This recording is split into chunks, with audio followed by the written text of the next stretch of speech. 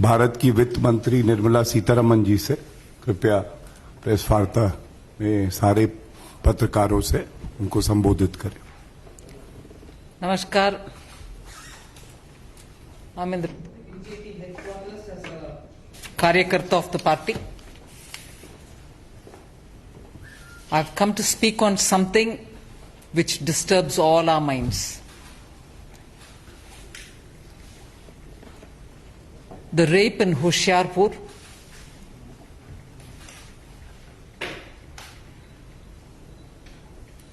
and the complete silence of the Congress party in this matter. A 6-year-old child of a migrant laborer from Bihar, Dalit, is raped, is killed, body half burnt, and it doesn't shake the conscience of the brother and sister pair who rush to every other chosen site which they think can help them politically. Let me first hurry and hasten to say, rape should not be politicized. No rape should be politicized. It's despicable that rapes happen and justice is delayed in some cases. And all political parties together will have to make sure that the system responds speedily and justice is delivered in time. But because we want our political games to be played, we are selective about voicing horror when it is in some states and remain in complete silence when it is uncomfortably in states which are governed by the Congress party. The enthusiasm with which, almost as though they were going for a picnic, the brother and sister pair which ran towards an unfortunate site where something had happened, you want to go, something is rape there. Of course, you're well within your right to go and raise the issue, demand justice for the family. But why not in Hoshiarpur? Why not if it is Rajasthan? The selective cry of outrage that the Congress party wants to show when it is elsewhere but not in their respective governed states is completely exposed. And so is the question for even Tejashwi Yadav, who's contesting in a very forceful manner with his party's leadership being on him. The Bihar elections, a Bihar small child, the daughter of a migrant worker in Punjab. Didn't you please check it up when you had a joint campaign with a Congress leader in Bihar? Are you not answerable to that family in Bihar whose migrant workers have gone there to Punjab?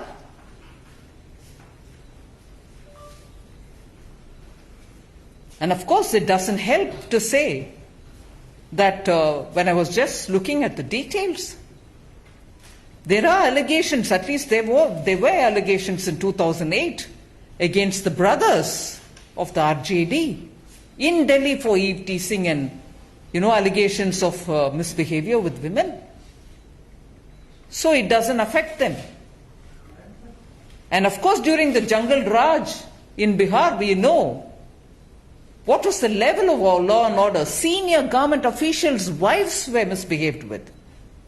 So it may not hurt the RJD because it's all right, that's how things were when they were in power. But the pretentious Congress is nowhere. Not a word from the tweet-friendly leader, Shri Rahul Gandhi. No tweets on this. No outrage on this. And no picnic on this. Congress party should stand up and answer. A woman, a lady, heads their party. Does this kind of selective outrage suit the stature of their party? I wish the Congress party comes out to answer. The BJP stands with all those who want to give justice to this family in Hoshiarpur. I recall when it was something in Hathras in UP, 35 senior MPs of the party from all over the country, flamboyant in their statements in Twitter,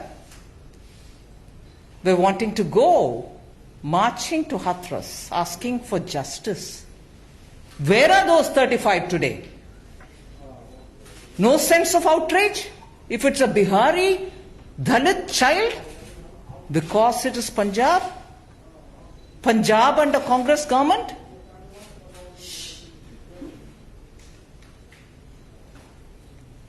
The BJP will stand for justice, and I'm happy one of our senior leaders took up the responsibility. Samplaji had gone to the place, and BJP will ensure justice is done to this family and in time. Thank you. Do you want to do it in Hindi in case? No, in case you want to say it in Hindi. Hey. हाँ नहीं ठीक है, मगर मेरा हिंदी तो इतना खराब है जी, मैं बोलना हाँ सर, मैं प्रयत्न कर रही हूं मेरे हिंदी में। होशियारपुर में 6 साल की एक नन्ही लड़की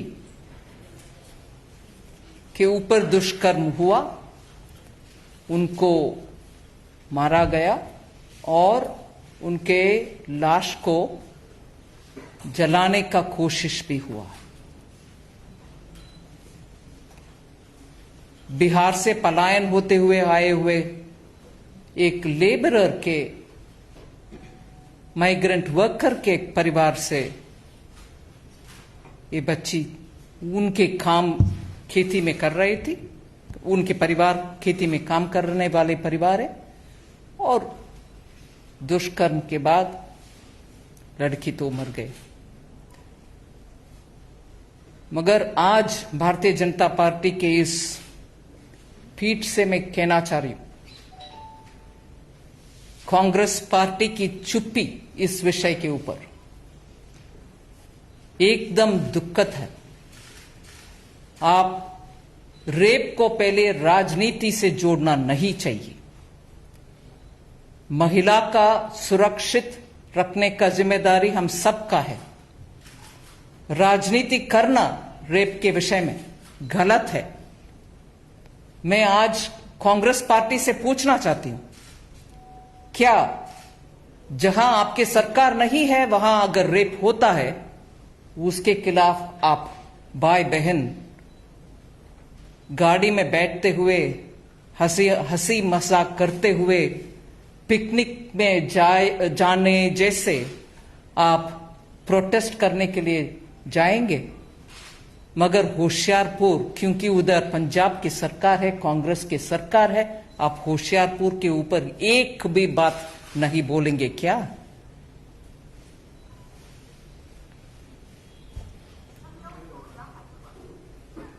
हर विषय में ट्वीट करने के लिए कूद पड़ने वाले राहुल गांधी जी, इसके ऊपर एक भी ट्वीट नहीं किया अब तक। 3 दिन शायद 2.5 दिन हो गए। और कल बिहार में तेजस्वी यादव के साथ आप भी कैंपेन में गए थे। क्यों आरजेडी के नेता तेजस्वी यादव राहुल गांधी जी से नहीं पूछा कि बिहार की एक सुपुत्री उधर पंजाब में जहां कांग्रेस की सरकार है वहां ये दुष्कर्म हुआ, उसके बारे में क्यों राहुल गांधी जी और तेजस्वी उधर से चुनाव के संबंधित संबोधन करते हुए इसके बारे में बोल नहीं सकते थे? राजस्थान में या कहीं और जहां कांग्रेस की सरकार है वहां अगर एक ऐसे दुष्कर्म होता है वो उनको दिखाई नहीं देता।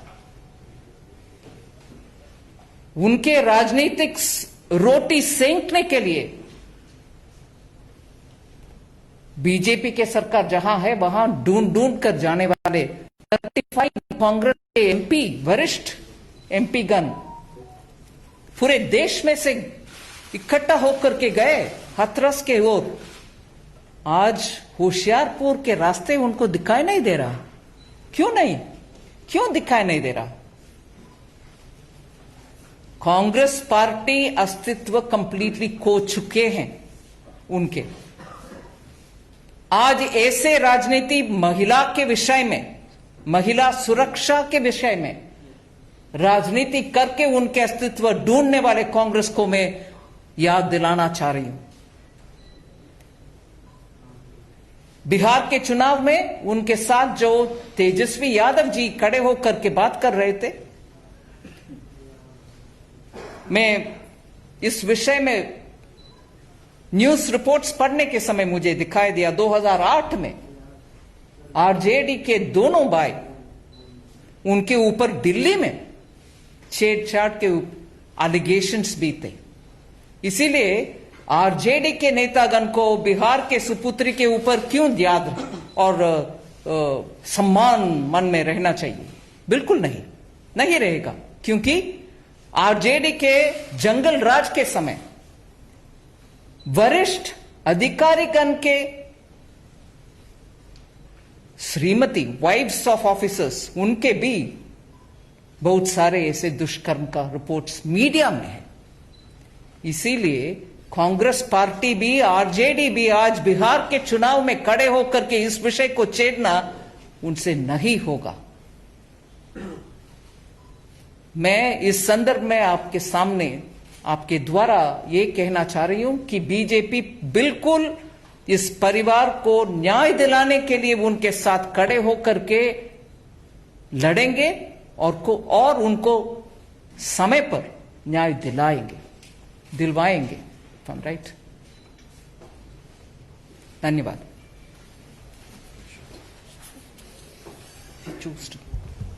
किसी का कोई प्रश्न हो तो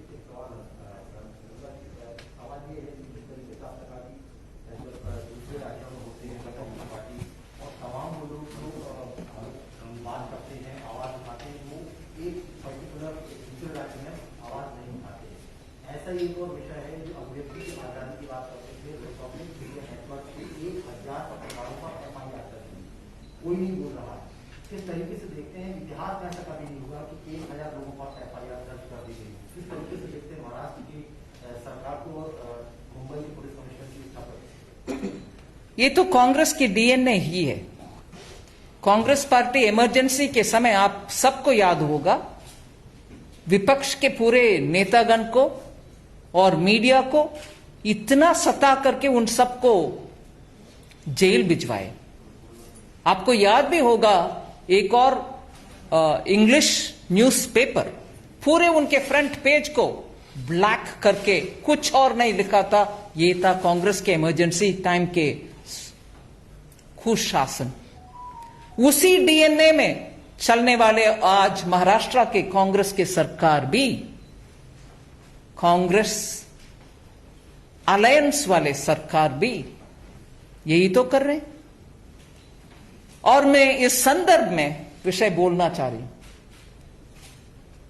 चाहे वो वामपंथी हो, चाहे वो टुकड़े टुकड़े घोषणा करने वाले एक्सट्रीम वामपंथी हो या उनको समर्थन देने वाले कांग्रेस हो,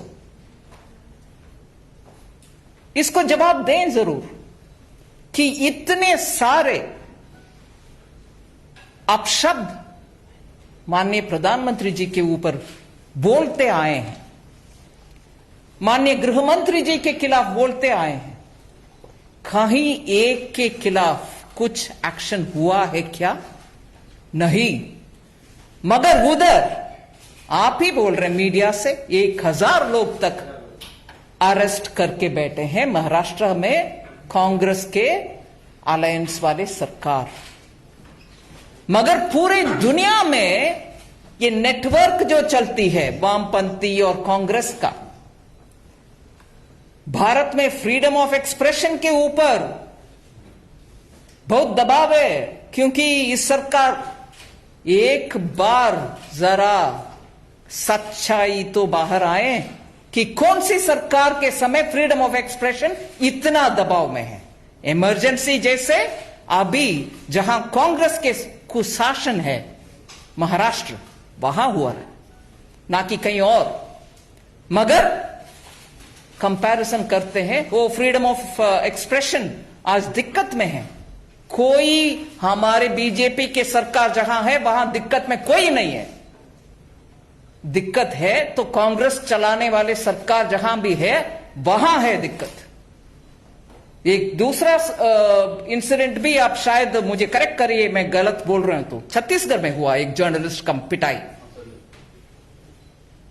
मीडिया के भाई बहन जरा इसके ऊपर सोच ले, कांग्रेस के डीएनए किस हद तक जा सकते हैं फ्रीडम ऑफ एक्सप्रेशन को दबाने के लिए। और उनके पूरे कैंपेन का सर्किट, पूरे सर्किट, दुनिया भर के सर्किट लिखते हैं, इतने पन्ने पन्ने लिखते हैं कि फ्रीडम ऑफ एक्सप्रेशन खतरे में है। खतरे में कहां है? जहां कांग्रेस के सरकार है वहां।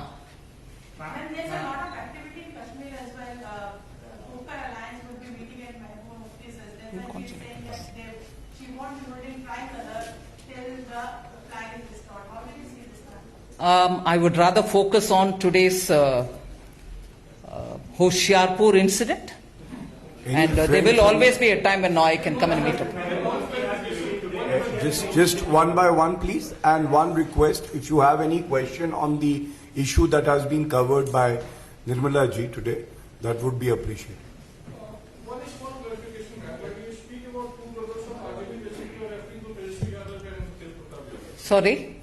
When you speak about allegations against RJD, two brothers. Yes, I've seen it in the media. So you are referring to Tejasvi Yadav and Tej Pratap Yadav.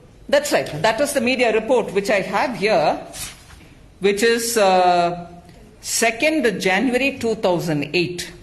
And this is from the Telegraph newspaper. Anyone else? The manifesto announcement of the COVID vaccine has seen a lot of criticism.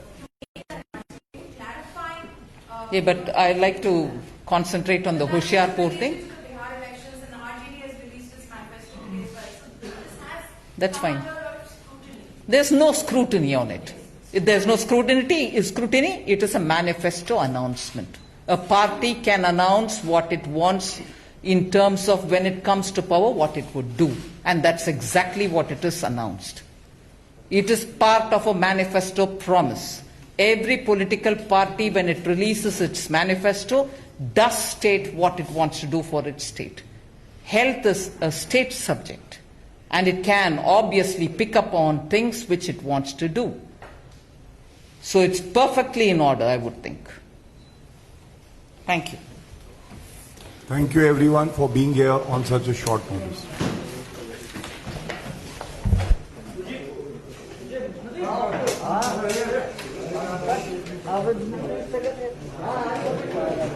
पंद्रह लोगों ने चाचा